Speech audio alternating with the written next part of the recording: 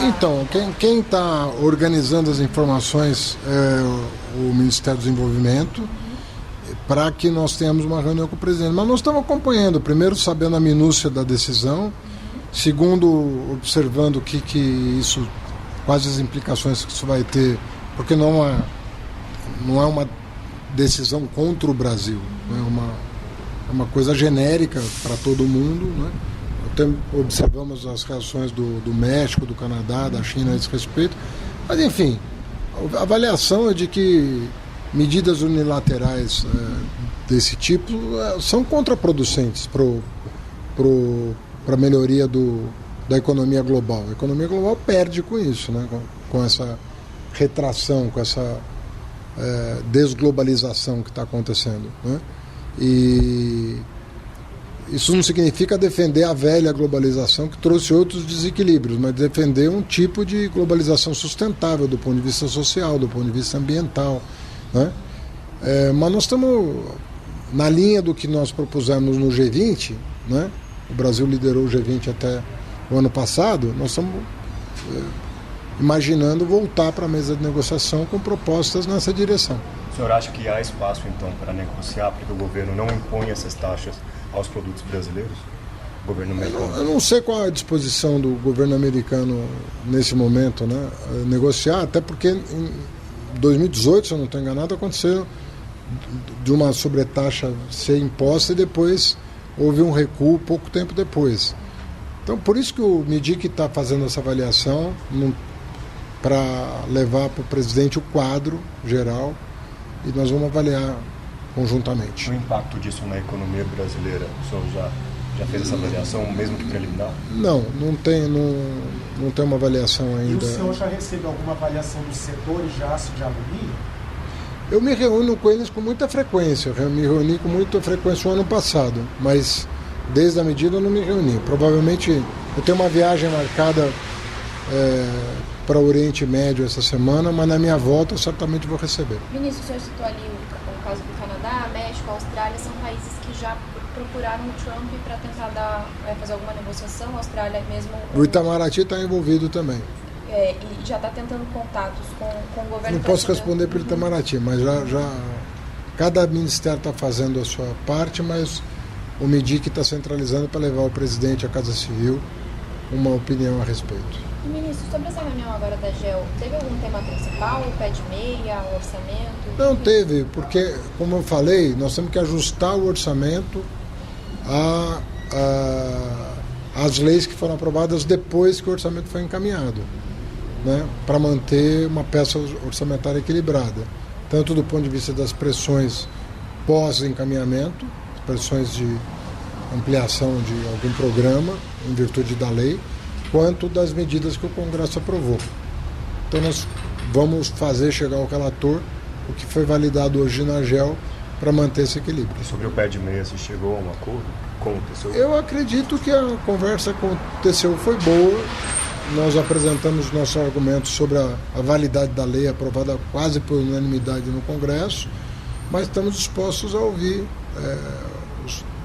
os técnicos e ministros para adequar, se for necessidade. Mas há uma lei aprovada que está sendo cumprida, né? Só a questão do orçamento. Está ainda naquela linha dos 15 bi que foram poupados, os 15 bi que absorvem as pressões? Um pouquinho, na verdade foram poupados 20 bi. Hoje eu vi a conta fechada pelo planejamento. Teve 20 bi de economia, as medidas. Então, nós vamos levar para o relator essa conta. Mas o 20 foram 19, na verdade. Pouco mais de 19.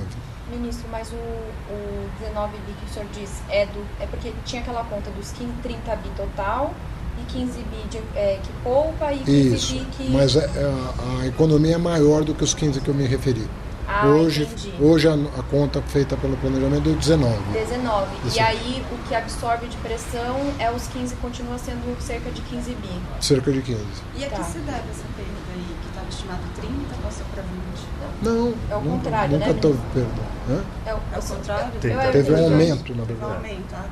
Bom, eu queria agradecer o presidente Davi Alcolumbre por tão precocemente abrir a residência oficial para nós. Já temos uma primeira reunião de trabalho com os líderes, sem distinção entre oposição e situação, colocando o Brasil em primeiro lugar, colocando os projetos prioritários para melhorar o ambiente de negócio.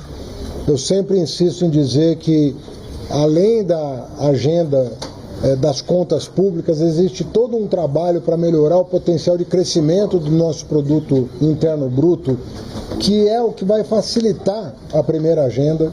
Se o Brasil não crescer de forma sólida, sustentável, tudo fica mais difícil. Dividir um bolo pequeno é difícil. Quando você faz ele aumentar, você vai acomodando as pressões e vai tornando as contas públicas mais robustas. O Brasil cresceu nos últimos 2 anos quase 7%, também em função do que já foi aprovado pelo Congresso Nacional. Agradeci aqui a aprovação de 32 medidas na área econômica. Eu e a ministra Simone Tebet fizemos questão de enfatizar o agradecimento dessas 32 medidas, sob o patrocínio aqui do nosso ministro Padilha. E temos uma agenda no próximo biênio, que até pelo fato de ser um ano não eleitoral, que precede um ano eleitoral, nós temos uma agenda aberta, até porque muitas das coisas já foram digeridas pelo parlamento. Houve depoimentos aqui de que tem projetos que foram discutidos aqui que já estão maduros para levar a plenário. Então nós estamos muito otimistas, porque ouvimos a mesma retórica do presidente Hugo Mota. Então as duas casas estão unidas nos propósitos de ajudar o Brasil e com projetos bastante amadurecidos para melhorar ainda mais o ambiente de negócio. O que está aqui está adiantado, mas outras propostas virão. Já adiantei que o presidente Lula já tem um conjunto de medidas que ou estão na Fazenda ou estão na Casa Civil, mas já estão em tramitação interna no governo e que vão complementar aquelas 25 iniciativas importantes. Faço questão de registrar também que algumas senadoras e senadores pediram que projetos próprios do Senado fossem incorporados à agenda do governo. E nós entendemos que há, sim, bons projetos, como aconteceu com o Marco de Garantias, Lei de Seguro, Cooperativa de Seguro. Várias propostas que eram de iniciativa de parlamentares foram acolhidas pelo Executivo como se nossas fossem. E nós faremos exatamente a mesma coisa. Foram recomendadas algumas iniciativas aqui da Casa, números de projetos que foram assinalados pelo secretário executivo da Fazenda, e nós vamos analisar para eventualmente incorporar a essa agenda global aí desses 2 próximos anos. Eu quero crer que, pelo que eu ouvi aqui e na casa no gabinete do deputado Hugo Mota, presidente da Câmara, que nós vamos ter um ano muito produtivo do ponto de vista legislativo. É uma agenda boa, é uma agenda que conta com o apoio de empresários e trabalhadores, e eu penso que a classe política não vai se furtar a apoiar e dar ritmo para essa agenda, porque hoje, no mundo atual, o ritmo é tão importante quanto o mérito. Nós estamos num mundo muito veloz. Se nós precisamos compreender que tem 200 países competindo por capital, competindo por investimento, competindo pela fronteira da economia, inteligência artificial, transformação ecológica, está tudo acontecendo simultaneamente.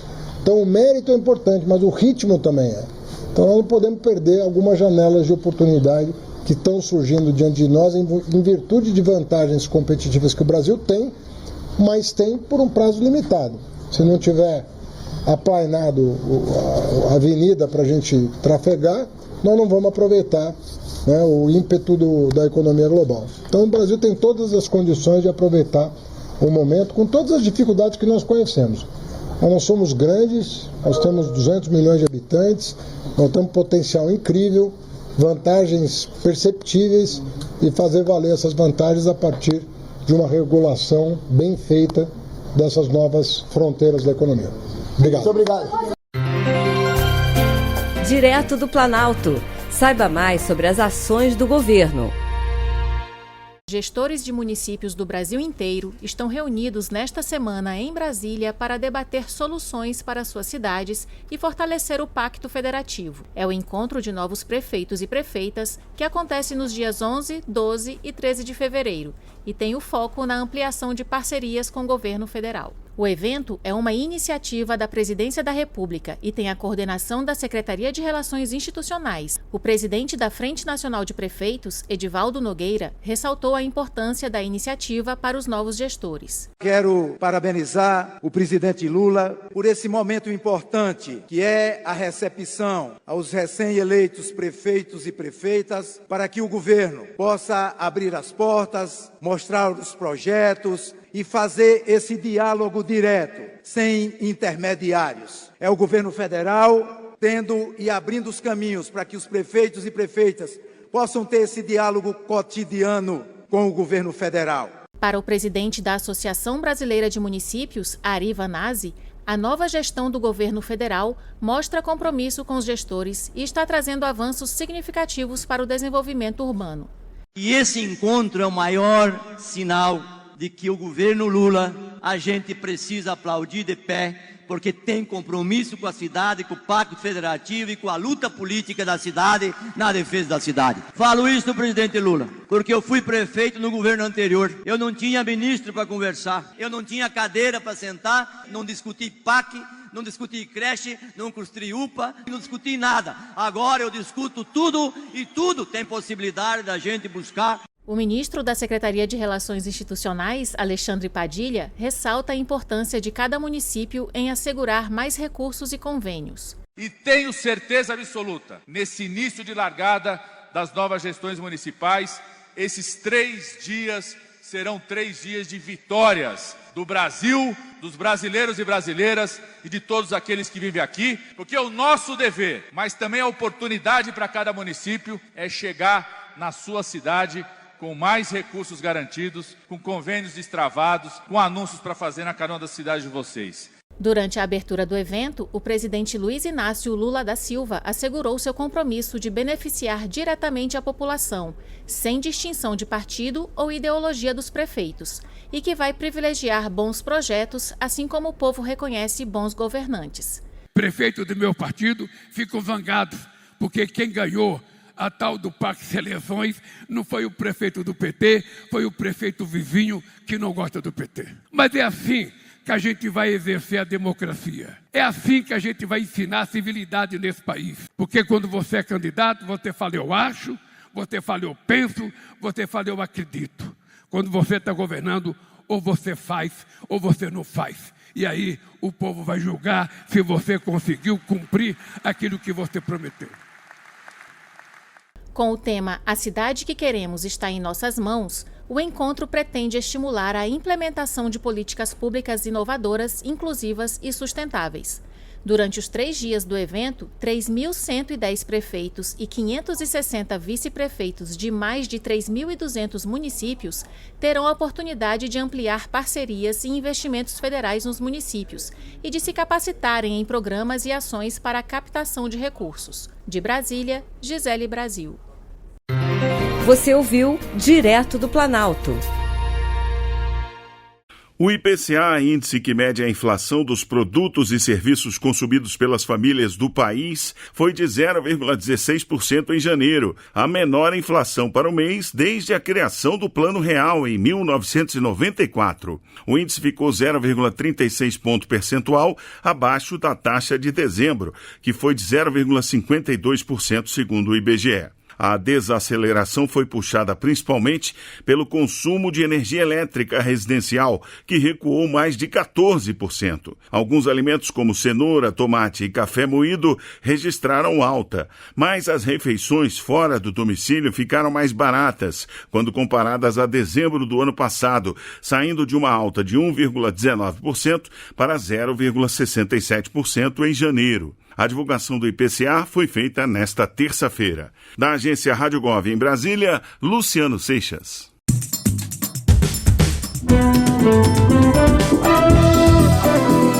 Está no ar o Jornal do Senado. Eu sou Paula Groba e estes são os destaques de hoje do Jornal do Senado, que começa agora. Ministro Fernando Haddad apresenta prioridades na área econômica e presidente do Senado fala em cooperação do parlamento.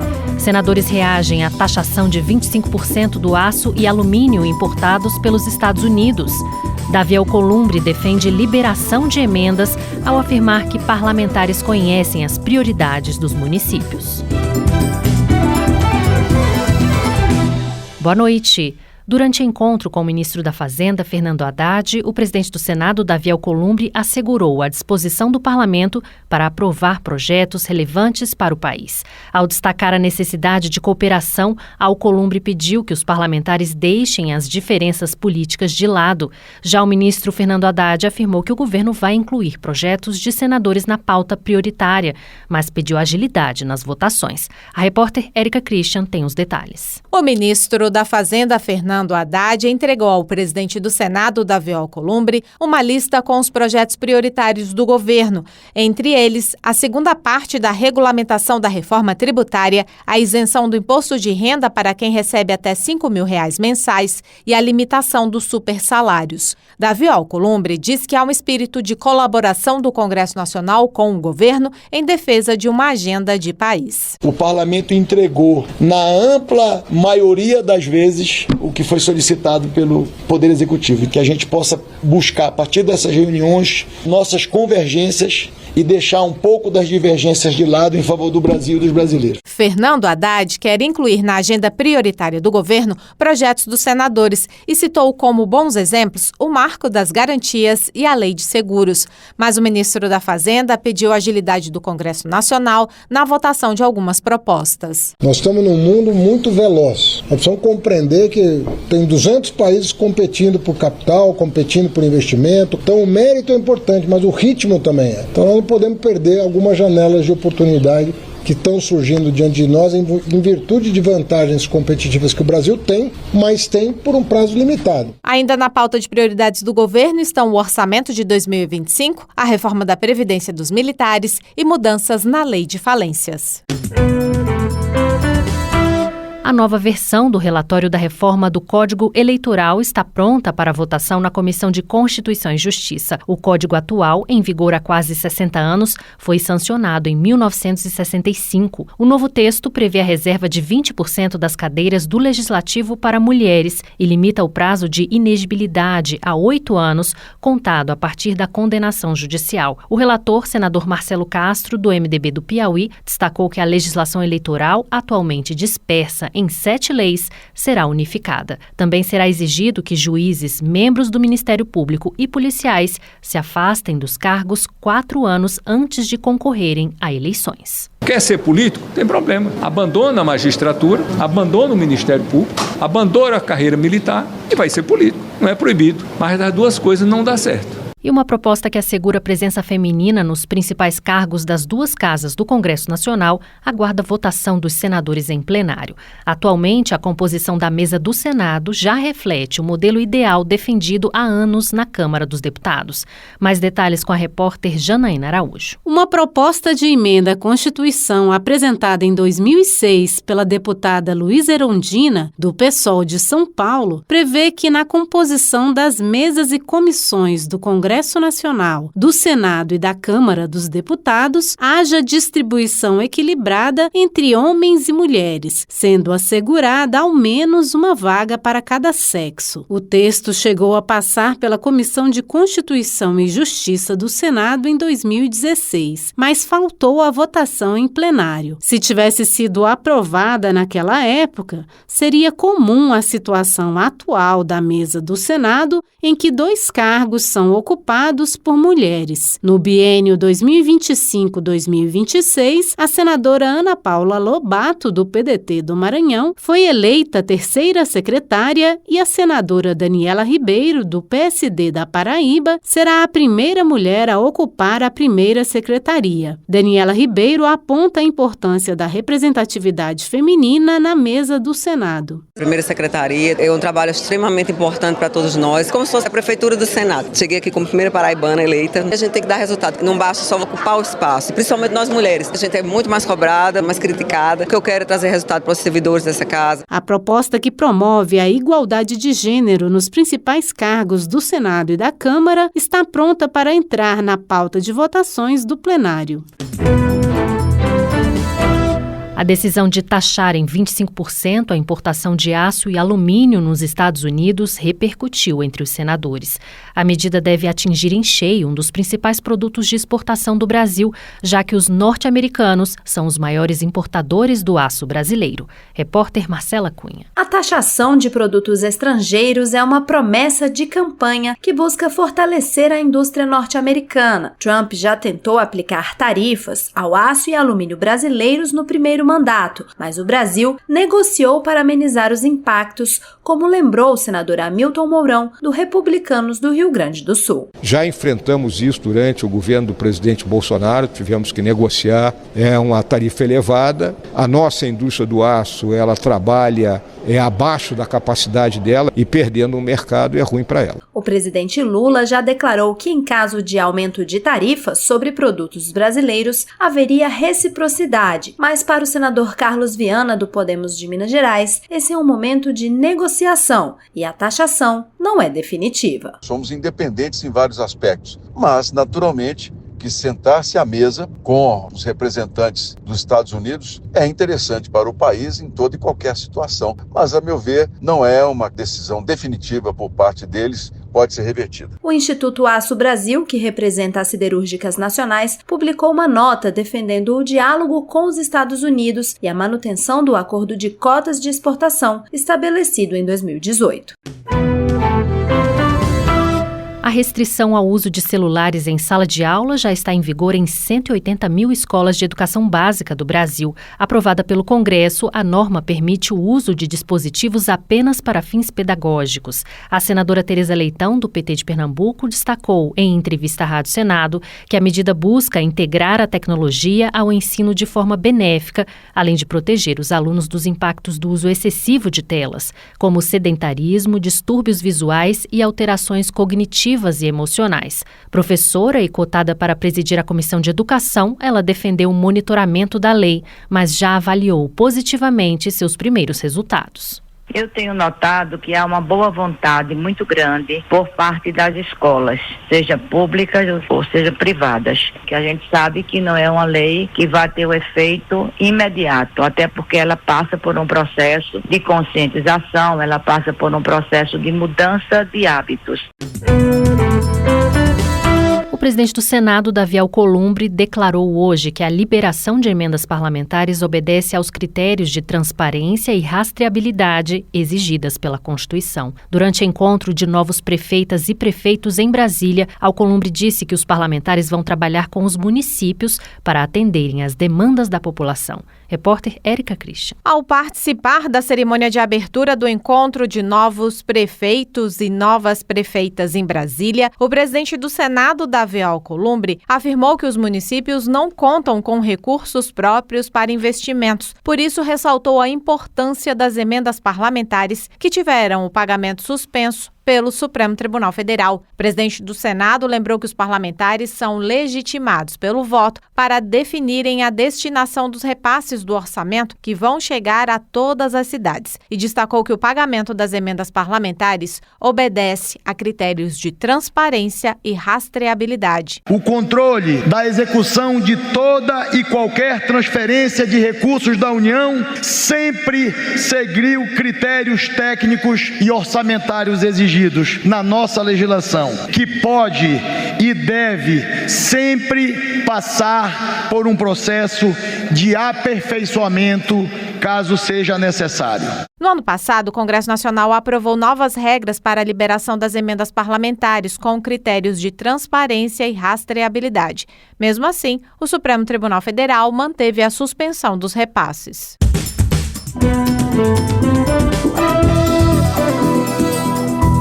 Com trabalhos técnicos de Eliseu Caires, o Jornal do Senado fica por aqui. Acompanhe agora as notícias da Câmara dos Deputados. Boa noite e até amanhã.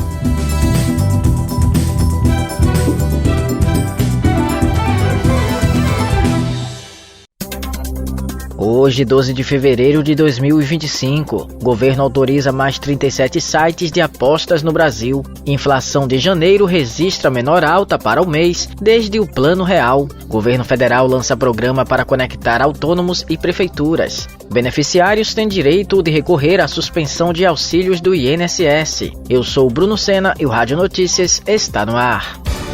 Rádio Notícias, a informação na hora certa.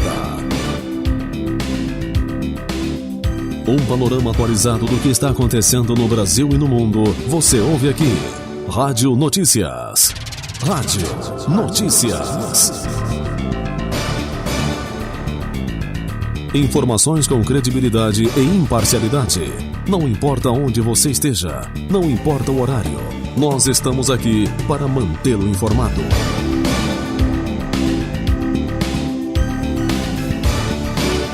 Rádio Notícias. A informação na hora certa.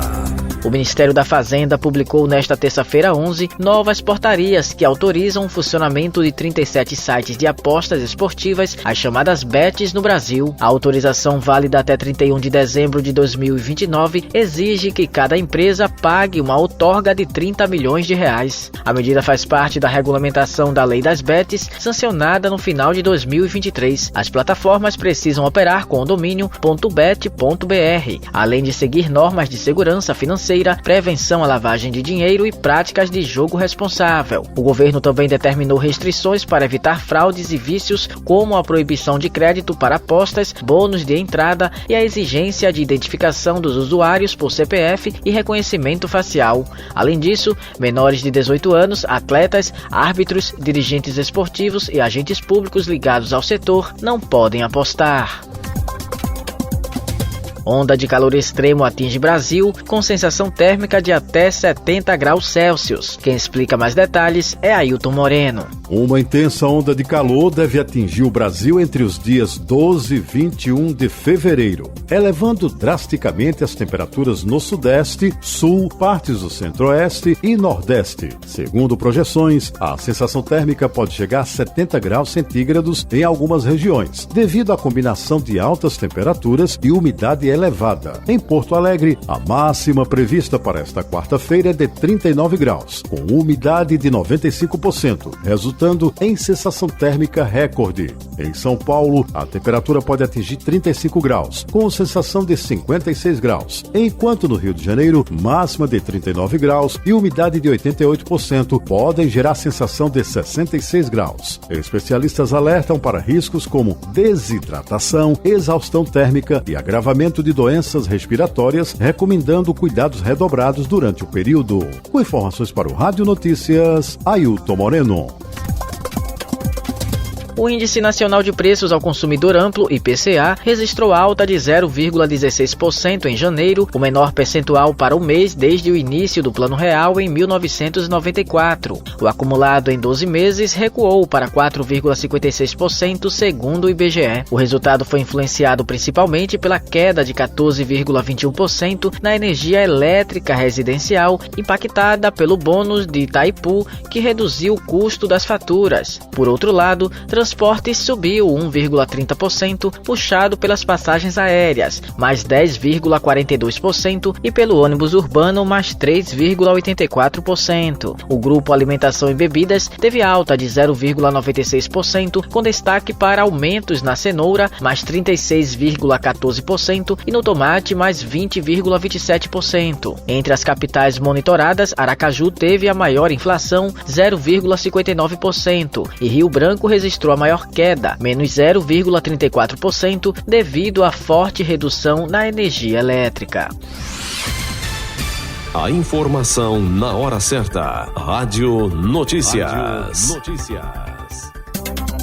O presidente dos Estados Unidos, Donald Trump, assinou nesta segunda-feira 10 um decreto que impõe tarifas de 25% sobre todas as importações de aço e alumínio. A medida, válida a partir de 4 de março, visa fortalecer a indústria nacional e pode impactar grandes exportadores do setor, como México, Canadá e Brasil. A decisão faz parte da política de Trump de aumentar a taxação sobre produtos estrangeiros. O presidente indicou que novas tarifas podem ser anunciadas nos próximos dias, incluindo incluindo taxas sobre veículos, semicondutores e produtos farmacêuticos. Estão abertas as inscrições para a Olimpíada Brasileira de Matemática das Escolas Públicas 2025. Estefânia Lima traz mais informações. Escolas de todo o Brasil já podem inscrever os alunos na Olimpíada Brasileira de Matemática das Escolas Públicas, a OBMEP. A competição é a maior Olimpíada científica do país e reúne mais de 18 milhões de estudantes do 6º ano do ensino fundamental ao 3º ano do ensino médio. As inscrições devem ser feitas pelas escolas até o dia 17 de março no site obmep.org.br. As provas acontecem em 2 fases. A primeira fase será no dia 3 de junho e a segunda fase no dia 25 de outubro. A OBMEP premia alunos com medalhas e certificados e os vencedores nacionais podem participar de um programa de iniciação científica com bolsa de R$300. Os professores também serão premiados na edição de 2025. A divulgação dos aprovados na segunda etapa será em 1º de agosto e o resultado final está previsto para 22 de dezembro. Para mais informações, acesse obmep.org.br. Com supervisão de Ana Gabriela Salles, da agência Rádio Gov em Brasília, Estefânia Lima.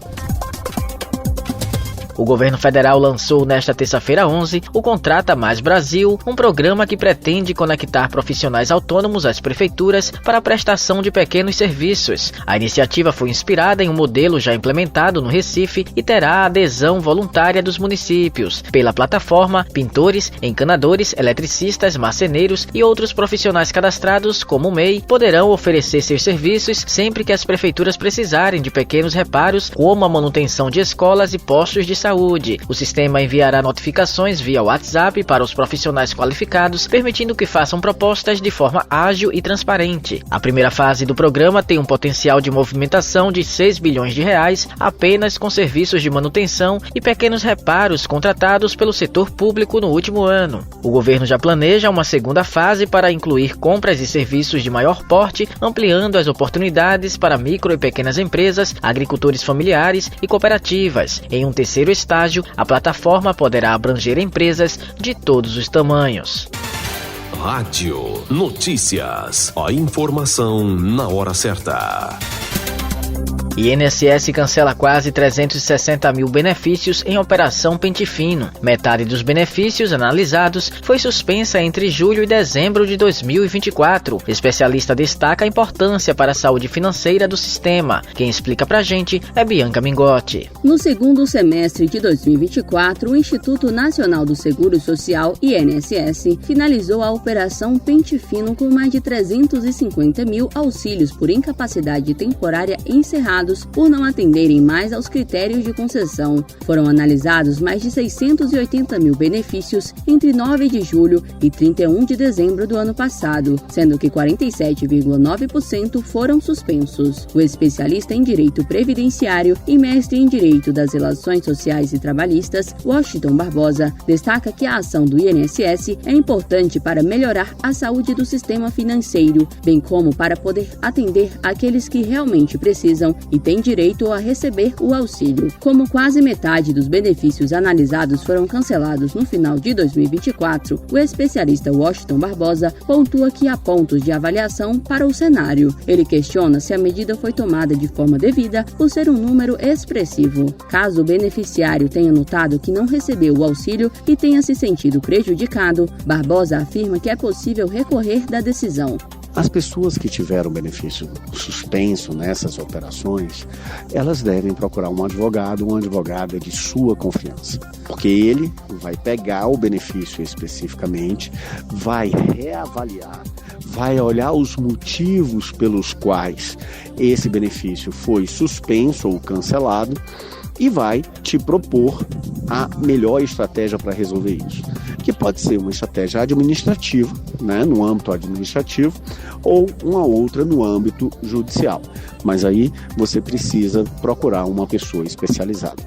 Segundo o especialista, o passo a passo sobre como proceder em caso de corte indevido do benefício é o seguinte. Primeiro, acesse o aplicativo Meu INSS ou o site do Meu INSS. O login é feito pelo gov.br. No app, o usuário verá todas as movimentações relacionadas à Previdência e Assistência Social. Depois, acesse a decisão do órgão de suspensão do auxílio, onde vão estar elencados os motivos da suspensão ou cancelamento do benefício. Por fim, com a decisão em mãos, procure um advogado ou uma advogada de sua confiança para que ele possa analisar o caso específico e proponha as medidas adequadas. Reportagem Bianca Mingotti. Nos últimos 10 anos, o acesso à internet e a posse de celulares cresceram significativamente entre crianças de até 8 anos no Brasil. Um levantamento divulgado nesta terça 11 aponta que 44% das crianças de até 2 anos já acessam a internet, número que era de apenas 9% em 2015. Entre 3 e 5 anos, a proporção subiu de 26% para 71% e na faixa de 6 a 8 anos, o uso da internet dobrou, chegando a 82%. O estudo também revelou que mais crianças têm celulares próprios. Na faixa de 0 a 2 anos, o percentual passou de 3% para 5%. Entre 3 e 5 anos, subiu de 6% para 20% e no grupo de 6 a 8 anos, a posse de celular cresceu de 18% para 36%. Você acabou de ouvir Rádio Notícias. A informação na hora certa. Obrigado pela audiência. Hoje, 12 de fevereiro de 2025, o governo autoriza mais 37 sites de apostas no Brasil. Inflação de janeiro registra menor alta para o mês desde o Plano Real. O governo federal lança programa para conectar autônomos e prefeituras. Beneficiários têm direito de recorrer à suspensão de auxílios do INSS. Eu sou Bruno Sena e o Rádio Notícias está no ar. Rádio Notícias, a informação na hora certa. Um panorama atualizado do que está acontecendo no Brasil e no mundo, você ouve aqui. Rádio Notícias. Rádio Notícias. Informações com credibilidade e imparcialidade. Não importa onde você esteja, não importa o horário, nós estamos aqui para mantê-lo informado.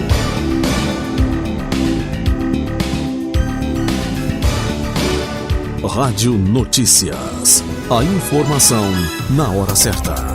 Pernambuco foi premiado com o selo nacional Compromisso com Alfabetização na categoria Ouro em cerimônia realizada pelo Ministério da Educação nesta segunda-feira 10 em Brasília. O estado foi um dos 13 agraciados com o selo que reconhece boas práticas na área da alfabetização. Além disso, mais de 80 municípios pernambucanos também receberam a premiação. A governadora Raquel Lira destacou os avanços do programa Juntos pela Educação, que investiu 5 bilhões e 500 milhões de reais em ações educacionais. Pernambuco superou a média nacional de alfabetização, com 59% das crianças alfabetizadas na idade certa, antes 56% do país. O evento contou com a presença do presidente Lula, ministros, governadores e gestores de educação. Onda de calor extremo atinge Brasil, com sensação térmica de até 70 graus Celsius. Quem explica mais detalhes é Ailton Moreno. Uma intensa onda de calor deve atingir o Brasil entre os dias 12 e 21 de fevereiro, elevando drasticamente as temperaturas no Sudeste, Sul, partes do Centro-Oeste e Nordeste. Segundo projeções, a sensação térmica pode chegar a 70 graus centígrados em algumas regiões, devido à combinação de altas temperaturas e umidade elevada. Em Porto Alegre, a máxima prevista para esta quarta-feira é de 39 graus, com umidade de 95%, resultando em sensação térmica recorde. Em São Paulo, a temperatura pode atingir 35 graus, com sensação de 56 graus, enquanto no Rio de Janeiro, máxima de 39 graus e umidade de 88% podem gerar sensação de 66 graus. Especialistas alertam para riscos como desidratação, exaustão térmica e agravamento de doenças respiratórias, recomendando cuidados redobrados durante o período. Com informações para o Rádio Notícias, Ailton Moreno.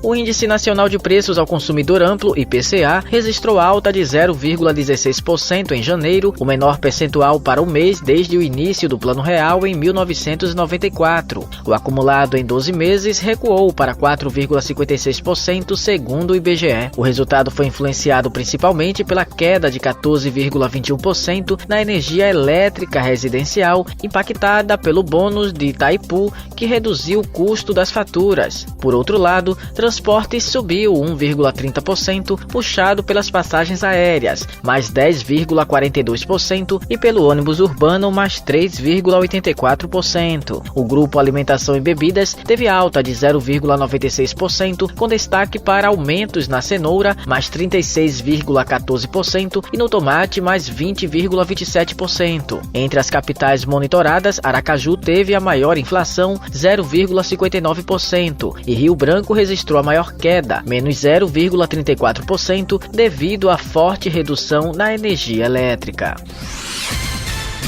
A informação na hora certa. Rádio Notícias. Vamos conferir as principais notícias nos portais, blogs e sites de Pernambuco. Tá nos portais, blogs e sites. Está no site do Jamildo. A Prefeitura do Recife, por meio da Secretaria Municipal de Saúde, lançou um edital de chamamento público para credenciamento de profissionais de saúde interessados em atuar no Serviço de Atendimento Móvel de Urgência SAMU Metropolitano durante eventos ao longo de 2025. O edital, publicado nesta terça-feira 11 no Diário Oficial do município, prevê a formação de um cadastro de médicos, enfermeiros e técnicos de enfermagem que serão convocados conforme a demanda dos eventos previstos no calendário municipal. A solicitação ocorre pouco menos de um mês antes do Carnaval, que se inicia oficialmente na primeira semana de março. O edital tem o objetivo de preencher as escalas de serviço dos eventos programados na cidade, sem comprometer o funcionamento regular do SAMU. Está no Diário de Pernambuco. Pernambuco enfrentará uma nova onda de calor a partir desta quarta-feira 12, com temperaturas podendo chegar a 37 graus Celsius no Agreste e Sertão. Segundo a Agência Pernambucana de Águas e Clima, APAC, o litoral, a região metropolitana e a zona da mata terão temperaturas mais amenas, em torno de 30 graus, devido à influência dos ventos oceânicos. As ondas de calor são causadas por massa de ar quente e seco, intensificadas pelo aquecimento global. O INMET emite alertas para esses eventos que podem representar riscos à saúde. Recomenda-se hidratação constante, uso de protetor solar e roupas leves para evitar desidratação e outros problemas relacionados ao calor. Tá no JCPE. O Núcleo de Línguas e Culturas, projeto de extensão do Departamento de Letras da Universidade Federal de Pernambuco, está com inscrições abertas para os cursos regulares do semestre 2025.1. As vagas estão disponíveis para os idiomas alemão, francês, espanhol, inglês, japonês e português para estrangeiros, com turmas nos níveis básico, intermediário, pós-intermediário e avançado. O núcleo oferece turmas 100% remotas ou presenciais, com aulas nos turnos da manhã, tarde e noite, durante a semana ou aos sábados. As aulas terão início no dia 10 de março e seguirão até a última semana de junho de 2025. Para mais informações, é possível entrar em contato pelo telefone WhatsApp 81 21 26 8961, repetindo 21 26 8961, ou pelo Instagram @nlc.ufpe. O Rádio Notícias volta já. Rádio Notícias. A informação na hora certa. O presidente dos Estados Unidos, Donald Trump, assinou nesta segunda-feira 10 um decreto que impõe tarifas de 25% sobre todas as importações de aço e alumínio. A medida, válida a partir de 4 de março, visa fortalecer a indústria nacional e pode impactar grandes exportadores do setor, como México, Canadá e Brasil. A decisão faz parte da política de Trump de aumentar a taxação sobre produtos estrangeiros. O presidente indicou que novas tarifas podem ser anunciadas nos próximos dias, incluindo taxas sobre veículos, semicondutores e produtos farmacêuticos. Estão abertas as inscrições para a Olimpíada Brasileira de Matemática das Escolas Públicas 2025. Estefânia Lima traz mais informações. Escolas de todo o Brasil já podem inscrever os alunos na Olimpíada Brasileira de Matemática das Escolas Públicas, a OBMEP. A competição é a maior Olimpíada científica do país e reúne mais de 18 milhões de estudantes do 6º ano do ensino fundamental ao 3º ano do ensino médio. As inscrições devem ser feitas pelas escolas até o dia 17 de março no site obmep.org.br. As provas acontecem em 2 fases. A primeira fase será no dia 3 de junho e a segunda fase no dia 25 de outubro. A OBMEP premia alunos com medalhas e certificados e os vencedores nacionais podem participar de um programa de iniciação científica com bolsa de R$300. Os professores também serão premiados na edição de 2025. A divulgação dos aprovados na segunda etapa será em 1º de agosto e o resultado final está previsto para 22 de dezembro. Para mais informações, acesse obmep.org.br. Com supervisão de Ana Gabriela Salles, da agência Rádio Gov em Brasília, Estefânia Lima.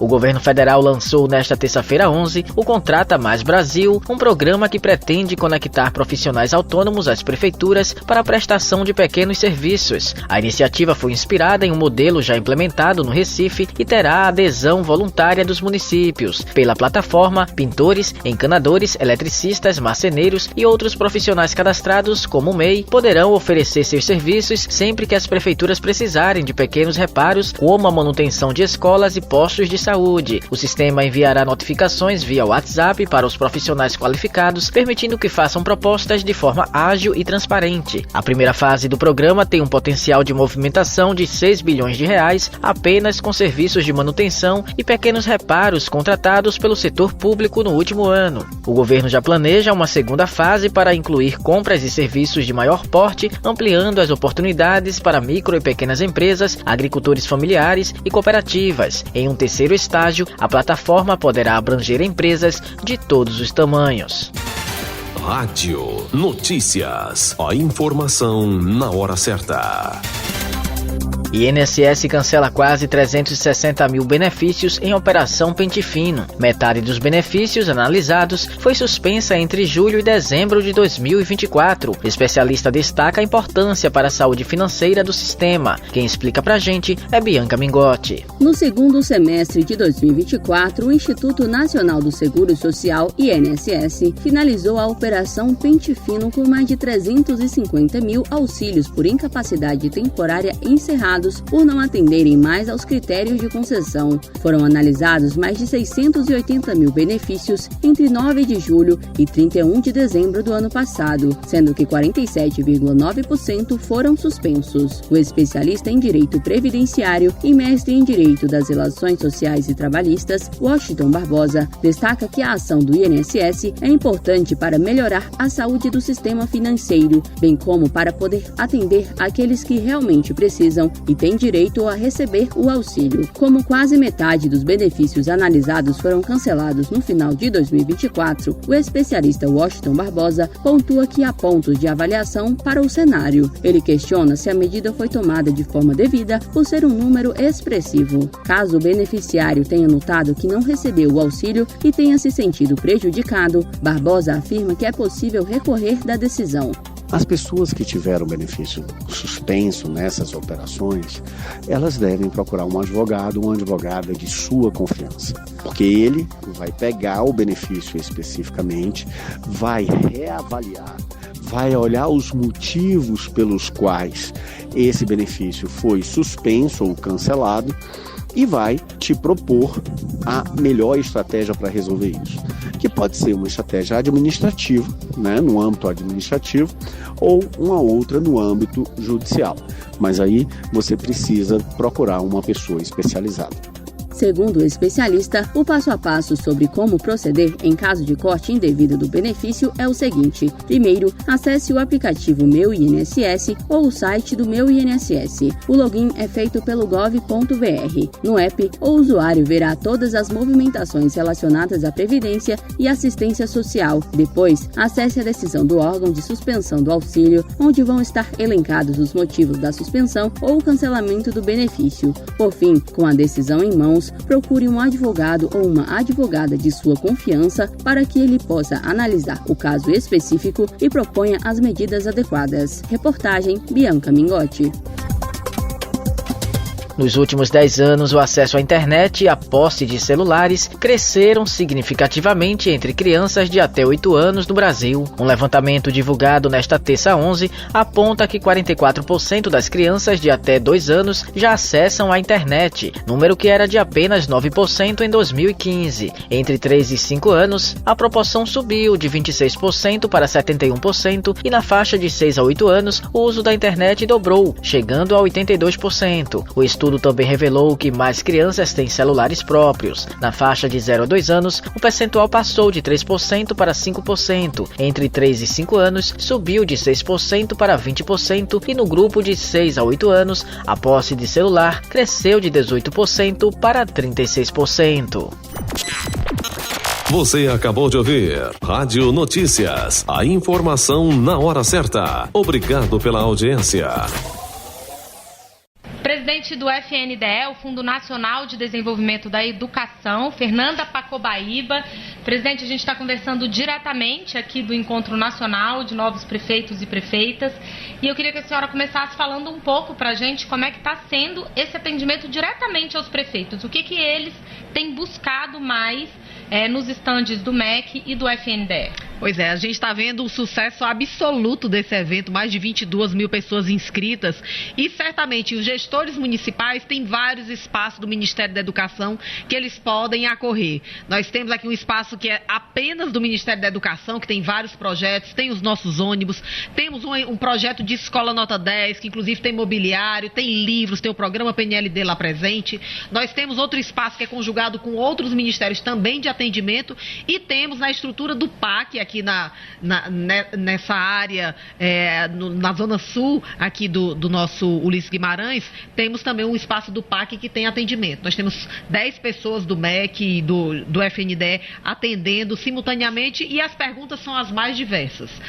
Eu tenho obra do FNDE pendente, eu tenho um novo PAC, eu estou na fila do ônibus, para receber um novo ônibus, como é que estão meus pagamentos, se estão atrasados, se estão em dia. A gente sabe que nem sempre essa mudança de gestão acontece da melhor forma, Muitos gestores não passam, não tem esses detalhes para passar para os novos gestores. Porque a gente tem que lembrar que aqui a gente tem muitos prefeitos e prefeitas novas, alguns inclusive com o primeiro mandato, Exatamente, foi informado que eram 3.100 prefeitos novos, dos 5.570. Então tem muita gente que eventualmente, tá precisando conhecer esses dados e nós estamos aqui para esclarecer. Eles têm muita dificuldade com a parte burocrática, ou seja, como é que eu faço para acessar o recurso, apresentar um projeto? Eles têm dificuldade com isso? Tem, Mariana, isso aí infelizmente ainda existe, é um problema endêmico ainda na Federação Brasileira. A gente tem unificado esses projetos também, por exemplo, o cadastro dos prefeitos, antes eles precisavam entrar em vários aplicativos, hoje só tem o sistema Habilitas, facilita muito a vida deles, porque de fato, ele chega na gestão e não, como vulgarmente se diz, ele caiu de paraquedas e aí, o que é que eu tenho? Quais são as oportunidades que o governo federal tem na educação para o meu município? E a gente está aqui para isso. E quais são as políticas públicas do FNDE, da educação? Porque o FNDE tem muitas obras, tem muita entrega objetiva, assim, na mão do prefeito, Quais são as principais que vocês têm reforçado para eles aqui, que eles podem acessar? Sem sombra de dúvida, o carro-chefe do FNDE, de fato, são as nossas obras e os ônibus escolares, que estão incluídos no novo PAC. Mas o FNDE está longe de ser só isso. Na verdade, isso representa, não chega a 3% do orçamento do FNDE.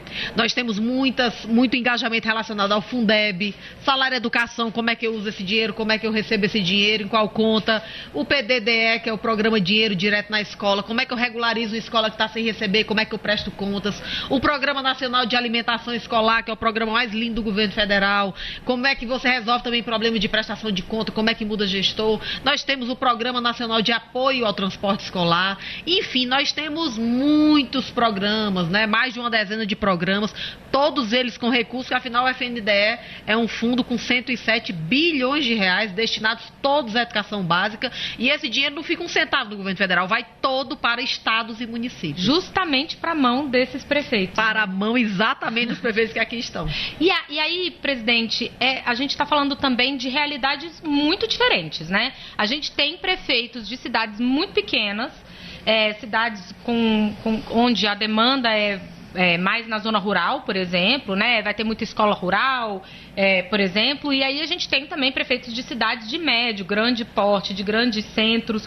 Como é que se dá esse atendimento assim tão diverso aqui? Realmente, Mariana, no dia eu recebi um prefeito de um município do interior de São Paulo com 2.500 habitantes. Olha o tamanhozinho dessa cidade, né? Ele estava buscando uma creche. Assim como a gente recebe o município do Rio de Janeiro, o município de São Paulo, que tem milhões de habitantes.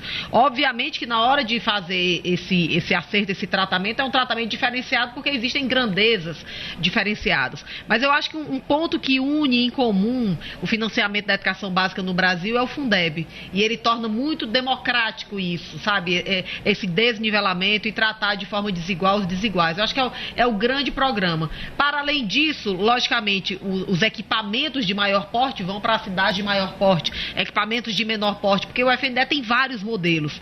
Ele tem uma creche de 2 salas e ele tem uma creche de 15 salas. Então, a gente percebe essa diferença nos nossos projetos, que são muito diversificados. E as cidades grandes também buscam esse apoio? Elas também precisam ir lá no FNDE, por exemplo, pedir uma creche? Sim, precisam. Nós temos várias das nossas capitais que estão agora, que foram agraciadas com o novo PAC.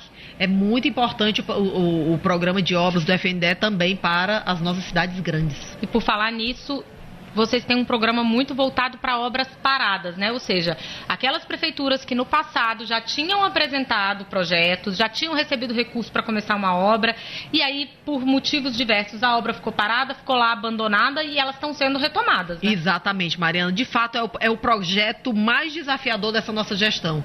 Nós assumimos a gestão com quase 5.000 obras paradas ou inacabadas em todo o Brasil. Nós perguntamos ao Brasil quem quer retomar. 3.783 levantaram as mãos que queriam retomar. Hoje nós já temos uma diminuição de mais de 50% das obras inacabadas e paralisadas na educação básica, o que é um grande gol. Já temos mais de 1.500 obras aprovadas, espalhadas pelo Brasil, já temos obras dessas concluídas, e o engajamento, o presidente Lula destacou 4,1 bilhões de reais para finalizar essas obras que começaram desde 2007. E aí, é mais fácil para os prefeitos que estão aqui, por exemplo, conseguirem recursos para construir, vamos supor, uma escola nova de educação básica, ou para eles concluírem uma escola... Excelente pergunta, Mariana, porque assim, a nossa priorização para obras novas, ela veio vinculada a você resolver o passado. Não tem sentido a gente estar ofertando escola nova no município que está com a obra inacabada, precisando finalizar. Então, o que é que a gente quer? Primeiro, acabar com todos os esqueletos espalhados pelo Brasil. E você ganha nova na medida em que você resolveu o problema antigo. Então, é melhor tentar buscar ali quais são as obras que estão pelo caminho, em vez de tentar começar uma obra totalmente do zero. Exato. Resolver essa pendência para poder se habilitar para ganhar novas.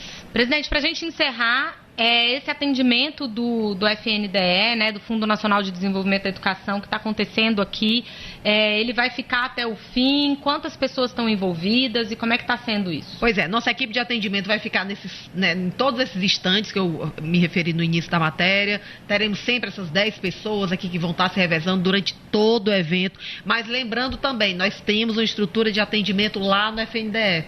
Então estaremos lá com a equipe de apoio. Pode chegar, não precisa marcar.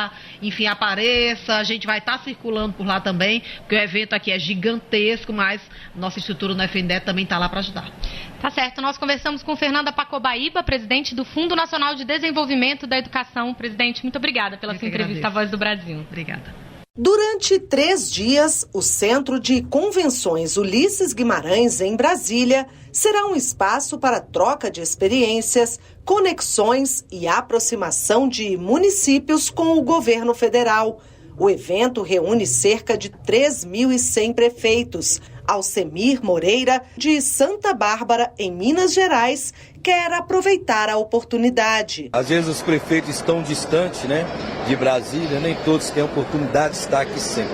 Um momento mesmo da gente estar mais próximo, conhecer outras realidades, conhecer coisas boas, implantar também nas nossas cidades. Todos os gestores dos 5.568 municípios brasileiros foram convidados para o encontro, que tem como tema "A cidade que queremos está em nossas mãos".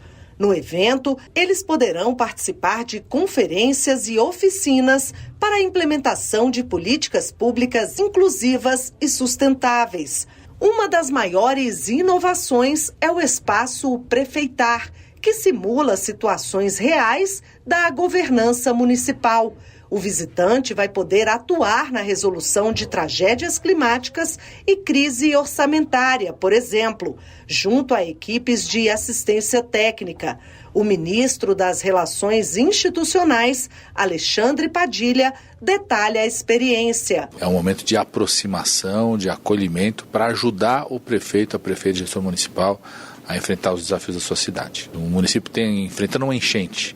Como que a prefeitura tem que se organizar para o planejamento, a prevenção e a ação no momento crítico, conhecendo as boas experiências de outros municípios, de outros prefeitos. Então vai ali exercitar mesmo. Serão mais de 170 atividades simultâneas envolvendo todos os ministérios e órgãos públicos que têm ações nos municípios.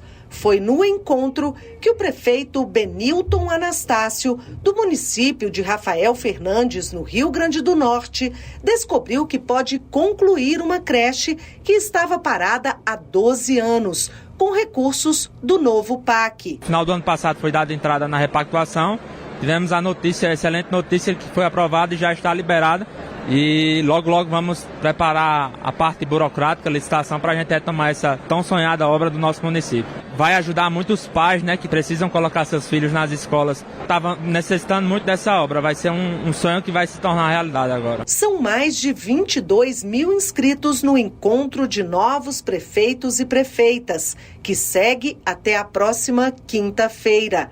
Reportagem Luciana Colares de Holanda. Na abertura do encontro dos novos prefeitos e prefeitas, o presidente Luiz Inácio Lula da Silva destacou a importância da parceria entre prefeituras e União e falou sobre os programas do governo federal que podem ajudar quem vive nas cidades. Segundo Lula, áreas como saúde, educação e infraestrutura seguem sendo prioridade. Para ele, não há desenvolvimento no país sem as melhorias nos municípios. A prefeitura, ela é o famoso alicerce para que a União dê certo. Esse país tende a ser um país altamente desenvolvido e ele só será desenvolvido se a cidade for desenvolvida. E não há cidade rica com estado pobre e não há estado rico com cidade pobre. É preciso que haja um compartilhamento das coisas entre o governo federal e o governo municipal. Temas como clima, segurança pública e pacto federativo também foram destacados pelos representantes dos prefeitos e dos municípios. O presidente da Frente Nacional de Prefeitas e Prefeitos, Edivaldo Nogueira, disse que o evento é uma oportunidade de resolver problemas que afetam diretamente a vida da população. É nas cidades que as pessoas vivem, é na cidade que uma mãe pega a criança e precisa ter um posto de saúde que a acolha com dignidade. É na cidade que os trabalhadores que precisam chegar no trabalho têm que ter a mobilidade e os ônibus funcionando. O vice-presidente e ministro do Desenvolvimento, Indústria, Comércio e Serviços, Geraldo Alckmin, citou ações e programas do governo federal que já estão mudando a realidade das cidades brasileiras. O PAC Seleções, a saúde com o SAMU, ou mais médicos, a educação com as creches, a alimentação escolar foi reajustada de 29% a 39%.